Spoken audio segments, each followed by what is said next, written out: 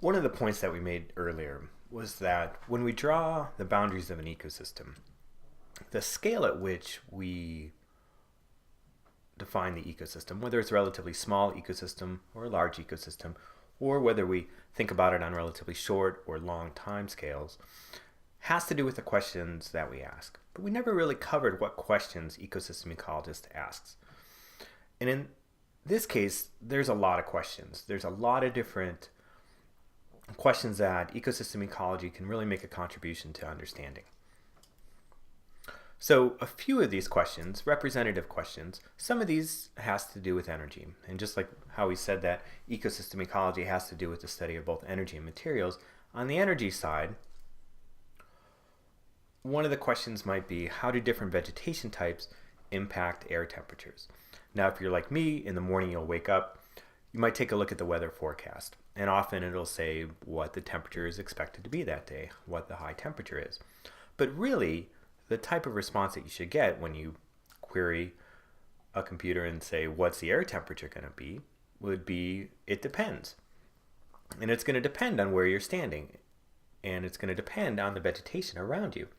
Because vegetation has a relatively large impact on relatively short and long time scales on air temperatures. And there's a whole series of interactions between the atmosphere and vegetation that determine what air temperatures are on small and large scales. And ecosystem ecologists have spent a lot of time trying to understand the interactions between temperatures and vegetation. So a relatively representative question that ecosystem ecologist asks is, how do different vegetation types impact air temperatures? Another question about energy doesn't necessarily have to do with heat as much as chemical energy. And quite often we're trying to understand the factors that determine how many grazers are in a grassland. So we go to a grassland and we think about, in some grasslands that you go to around the world, there's relatively few grazers, others a lot of grazers. And we try and understand as ecosystem ecologists what are the factors that are determining the ability of grasslands to support grazers. Other representative questions that ecosystem ecologists ask has to do with materials. One of those materials that we study is water, and really we want to understand what determines how much water flows through streams. And that was one of the examples before when we were thinking about the scale of ecosystems, is working on the watershed scale. And there's a lot of different factors that determines how much water comes through streams. It's not just how much it rains, for example, but the properties of those ecosystems.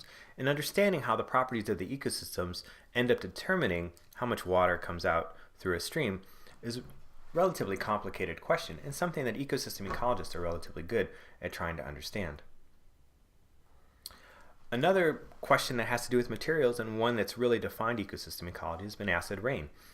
And this is a situation where it was clear that acid rain was having impacts on plant growth over large areas, and it was ecosystem ecologists that came forward to try and understand this better.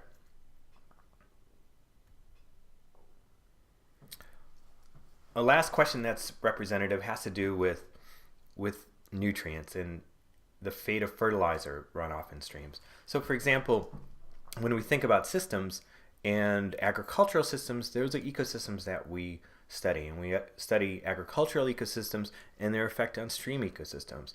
And often we've found is that when fertilizer is applied to agricultural ecosystems, those end up in streams.